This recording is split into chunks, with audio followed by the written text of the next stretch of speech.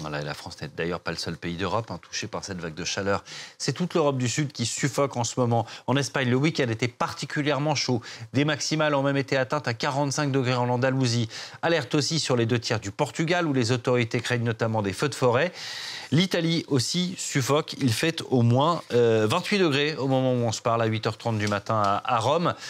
C'est l'ensemble de l'Italie qui est frappée par cette vague de chaleur. Correspondance Natalia Mendoza.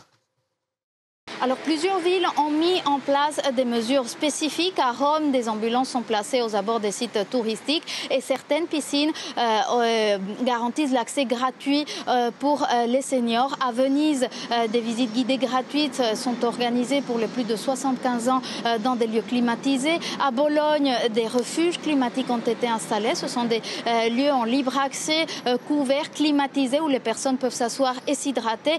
Pour les travailleurs italiens, les syndicats ont conclu des accords par secteur pour que les travailleurs puissent cesser leurs activités entre midi et 16h. Les patrons doivent fournir de l'eau et un lieu pour se refroidir.